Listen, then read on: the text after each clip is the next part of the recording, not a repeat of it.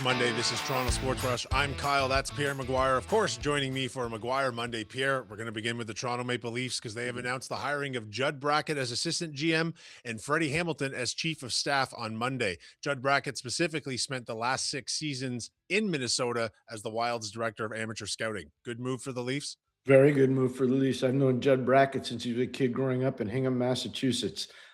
Before he went to Minnesota, he worked for the Vancouver Canucks. He's got a keen eye for talent. He's very good at putting together long-term strategic planning for draft potential and also for helping run your minor league situation. So I'm a big fan of Judd Brackett. I think it's a great hire. I was really surprised when I saw his name on Sunday being attached to the job, and I'll tell you why. Minnesota is a really good organization. They've done a lot of really good stuff. They allowed his contract to run out. I found that to be really different because in-house in Minnesota, they don't have the people to replace Judd at this point. Now, maybe Billy Guerin's got another plan, but I'd just say this, Kyle, this is a very good move for the Toronto Maple Leafs. Yeah, I can't help but feel if you're a Toronto Maple Leafs fan or more recently someone teetering on the edge of that due to recent circumstance, perhaps it's time to take a step back and look at seem to be a meticulous offseason process of putting pieces in place, and they're putting the decision-making pieces in place before they're putting the personnel, which, I mean, there's no surprise there that they're doing it that way. But as a construct, getting someone that was in that role for a very successful Minnesota franchise, that's a win from any angle. No question about it. My late and great friend Ray Shero worked very closely with Judd Brackett in Minnesota, and we used to talk about their organization a lot before Ray passed away last May. And one of the guys we would talk about a lot would be Judd, and he thought so highly of him. And you look at the last probably 15 years in the National Hockey League, it's hard to find a guy that put together better teams than Ray Shero did, whether it was in Pittsburgh or even New Jersey. And for him to say that about Judd, I always thought was really a strong endorsement of him. I think this is a great move. I don't know the connection between John Chayka and Judd Brackett. Clearly, there must have been one from earlier on when maybe Judd was in Vancouver and Chayka was in Arizona. But I would just tell you this: this is a very strong hire, in my opinion. And what about Freddie Hamilton as the director of or to the hockey operations Yeah, department? I don't know, and I know who Freddie is. I just don't know enough about his hockey behind the scenes kind of work. So I apologize on that one, and I'll Well, try to. let me ask you this instead, Pierre. What is the director of hockey operation or director of the chief of staff in the hockey operations department? What does someone with that role actually? What is their daily function with the hockey team? You interact with everybody in hockey operations, whether it be minor league development people, whether it be pro staff, pro scouting, amateur scouting. You go around the world. Basically, you're probably your fingers in every pie kind of thing, and you're Yeah. keeping everybody informed that needs to be informed about different things.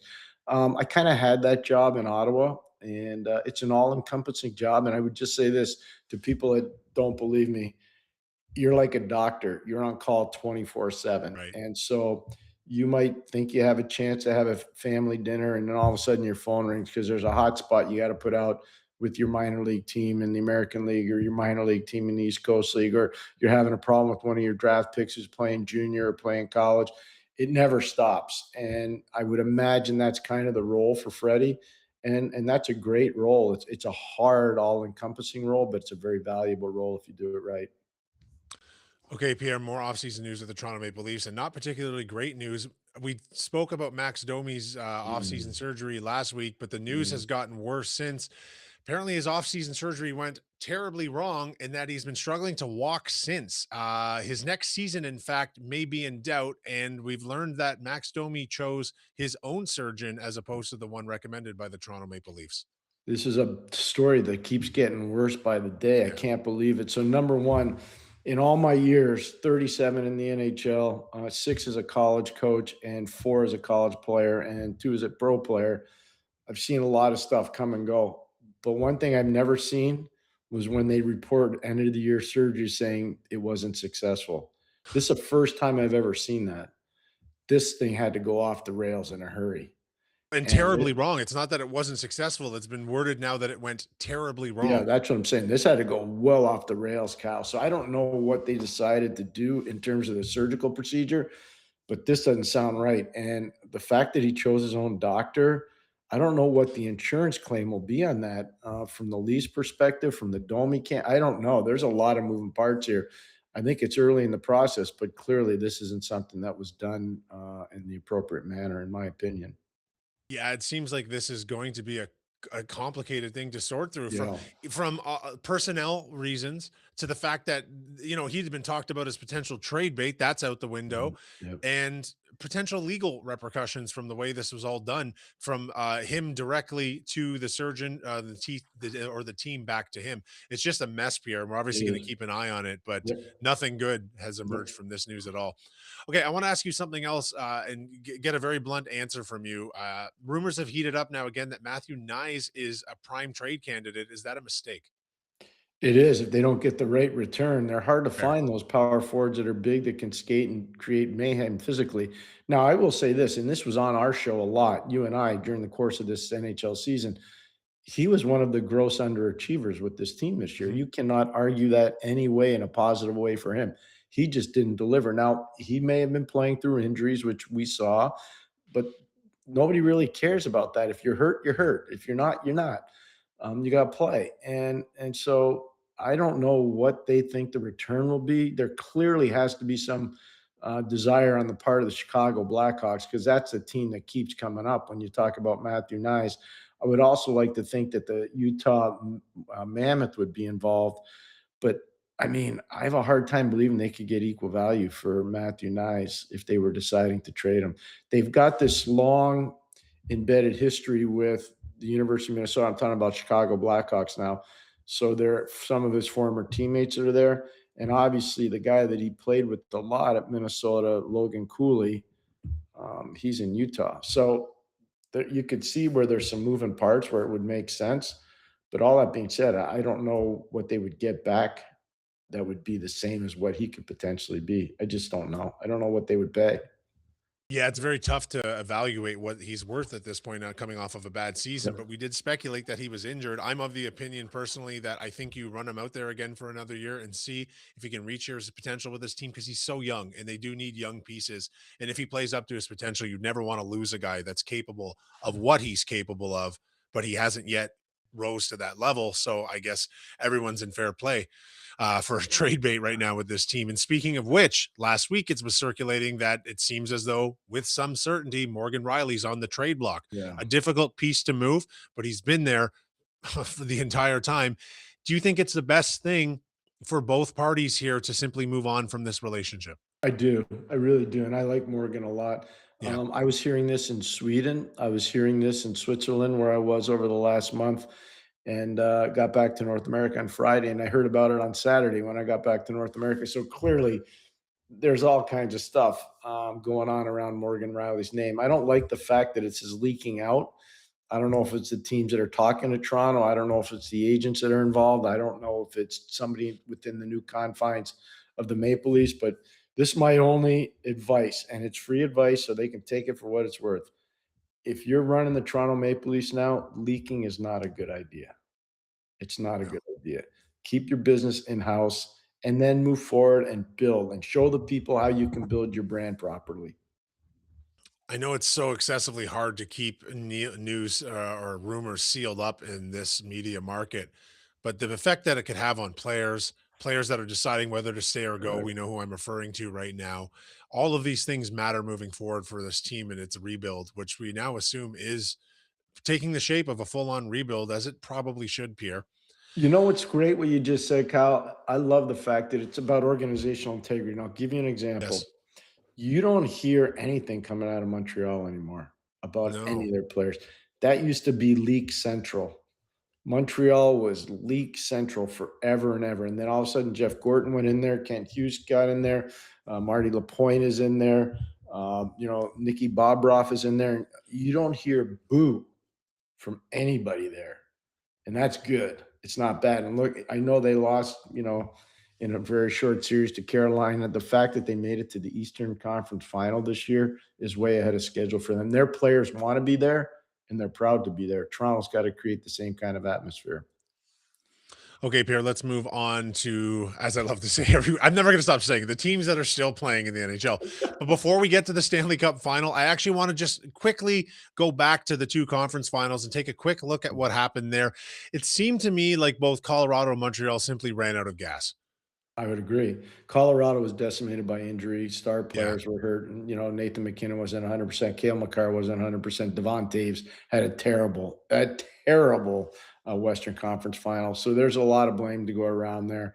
And I just think you got to give some credit to Tortorella and Vegas. They went in there and they body slammed them. They Yeah. took away their time and space in the neutral zone. They counterattacked unbelievably well. There's a lot of soul searching that has to go on in Colorado. They've wasted a lot of key years for McKinnon and Makar. Here's the one thing that I found troubling about that series in particular.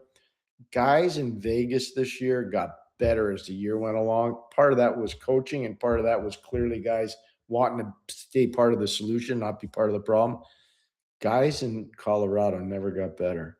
Makar didn't get better. Taves didn't get better. If you start looking, Kulak didn't get better after they got him from Pittsburgh. Like those guys didn't get better as players. I think it's something to look at. When I look at Carolina now, and I'm going to go from the west to the east, look at what Jalen Chatfield has done. Look at what Keandre Miller has done. Look at what Sean Walker has done.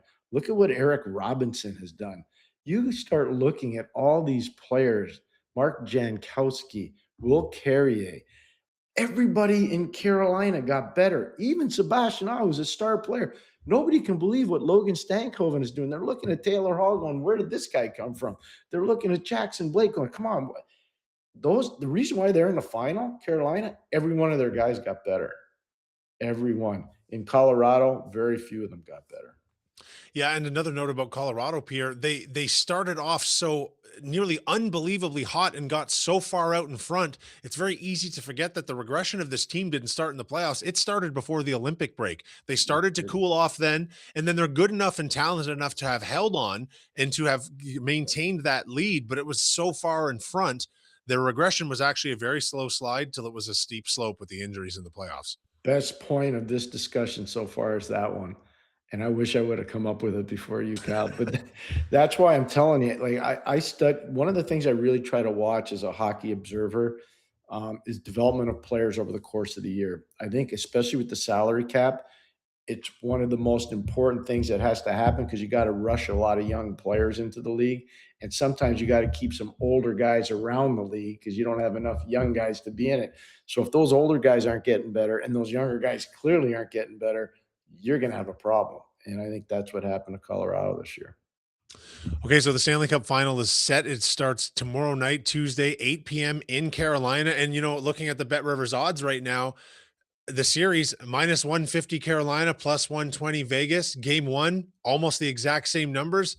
That seems about right to me, to be perfectly honest with you. You know that business far better than I. Here's what I would say. I'm part of the Hurricane slash Whalers alumni because of my time coaching the Hartford Whalers. So I'm going to give them a bit of an edge in this one, just because I think their penalty killing is going to frustrate Vegas, Yes. especially in the power play. I think what's going to surprise Vegas a little bit is the ability of Carolina to stay up in the neutral zone and take away time and space.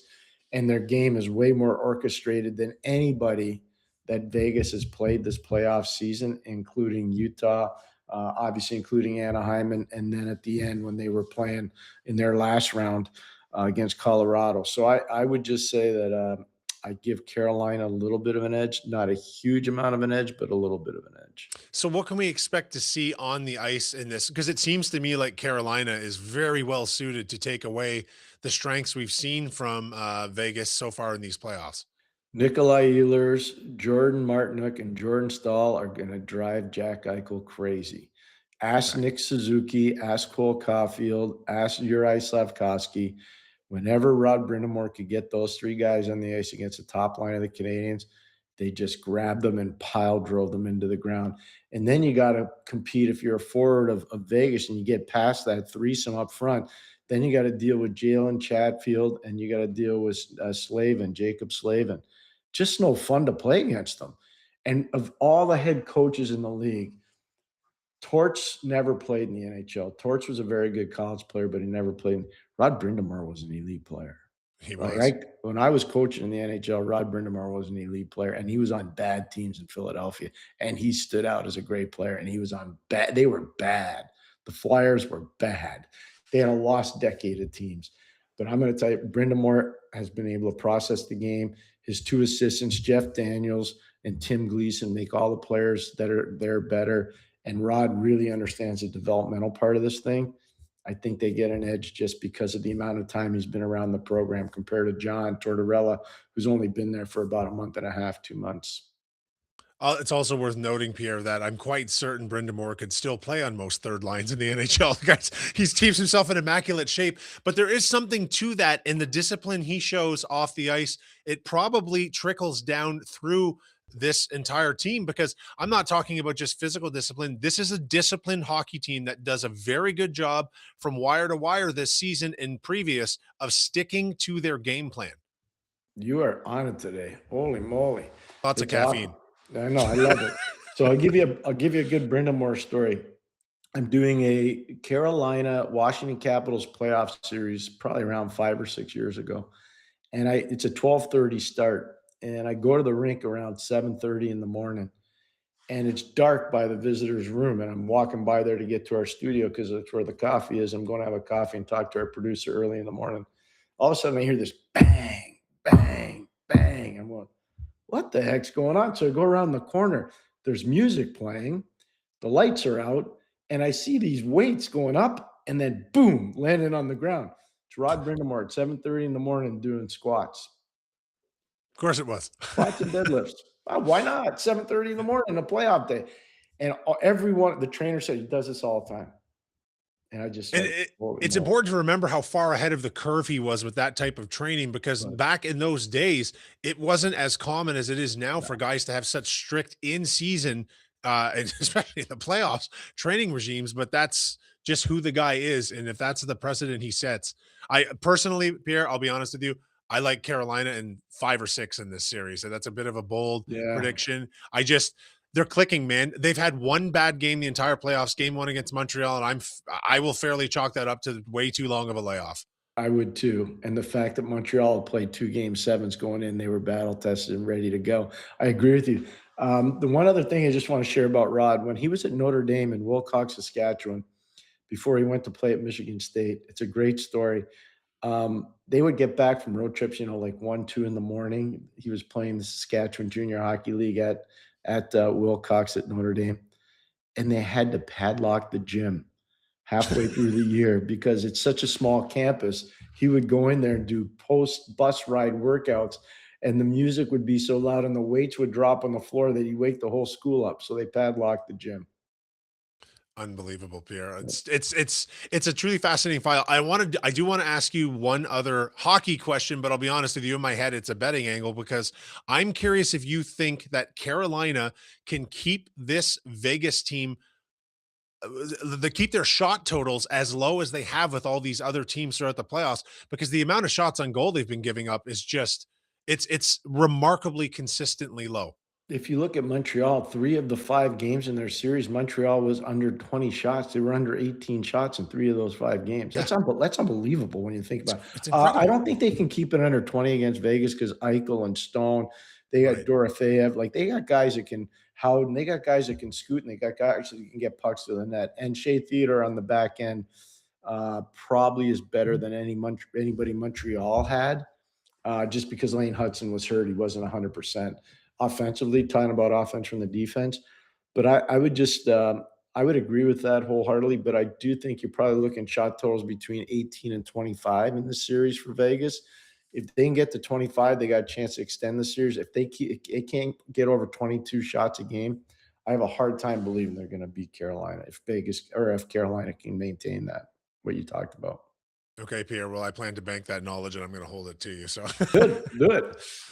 all right, Pierre. Last week, the hockey world lost a legend, a very famous player, and your friend, Claude Lemieux. I thought I would give you the space if you wanted to say a few words about him to close today's show. I got to know Claude just because of his relationship with his brother Jocelyn. I coached Jocelyn in Hartford, and the first person I texted after I heard this news, I was in Switzerland, was Jocelyn, his brother, who played for a long time in the NHL too.